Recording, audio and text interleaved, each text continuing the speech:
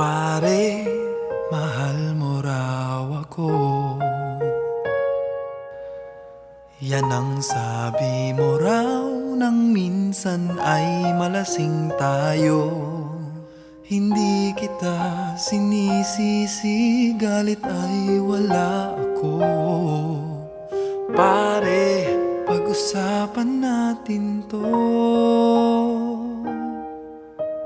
Pare, ako raw ang iyong gusto.